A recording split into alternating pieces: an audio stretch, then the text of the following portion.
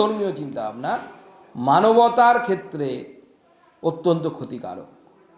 সেই জন্য এক্সপোর্টার থেকে শুরু করে সবাই ভুগছে, এবং আমরা বাংলাদেশের হিন্দুদের পাশে আছি, তাদের সাথে আছি।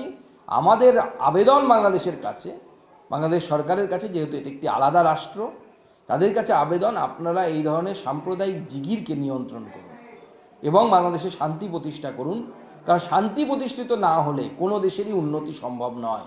আপনি যত ডজন উপদেষ্টা রাখুন না কেন, যদি শান্তি না থাকে সেখানে শিল্প হবে না, কিচ্ছু হবে না। বৈদেশিক শক্তির কলোনিতে পরিণত হতে চলেছে বাংলাদেশ।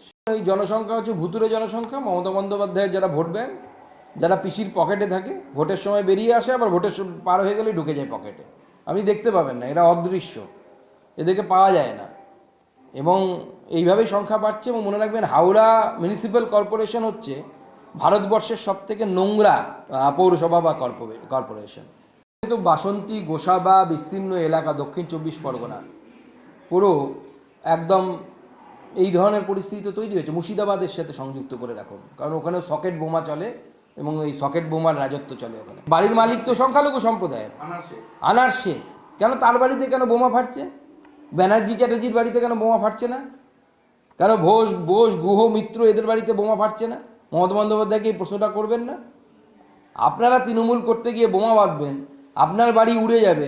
কোনো শুনেছেন অভিষেকের বাড়ি উড়ে গেছে? অভিষেক ব্যানার্জির বাড়ি বোমা বাঁধতে গিয়ে কেন ওড়ে না অভিষেক ব্যানার্জির বাড়ি? আচ্ছা, অভিষেক ব্যানার্জি বড় নাম হয়ে গেল, আপনারা কেন বালুদার বাড়ি ওড়ে না বোমা বাঁধতে গিয়ে? বালুদার হয়ে বোমা বাঁধতে গিয়ে মুসলমানের বাড়ি উড়ে যাচ্ছে, আর বালুদার বাড়ি উঠছে না।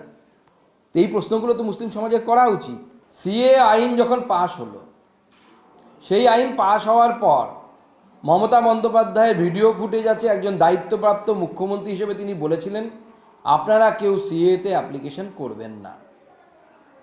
মানুষ করেননি।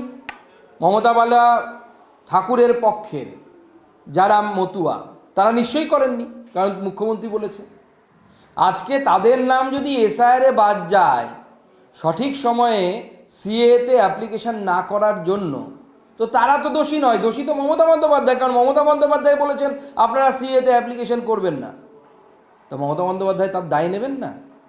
মমতা বন্দ্যোপাধ্যায়কে তার দায় নিতে হবে।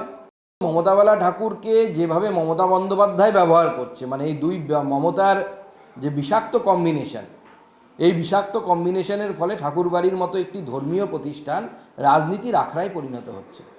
আমরা চাই না যে ঠাকুরবাড়ি রাজনীতির আখড়ায় পরিণত হোক। ঠাকুরবাড়ি আমাদের জন্য শ্রদ্ধাস্থান, আমাদের জন্য তীর্থক্ষেত্র। তীর্থক্ষেত্রে এই ধরনের রাজনীতি আমরা পছন্দ করি না। আমরা মনে করি যে ঠাকুরবাড়ি থেকে এই ধরনের রাজনীতি দূরে থাকা উচিত। এবং শান্তনু ঠাকুরের সাথে গতকাল আমার কথা হয়েছে মাননীয় মন্ত্রীর সাথে, এবং তিনি উপযুক্ত ব্যবস্থা নিয়েছেন। প্রয়োজনে আগামী দিনে আরও উপযুক্ত ব্যবস্থা নেবেন।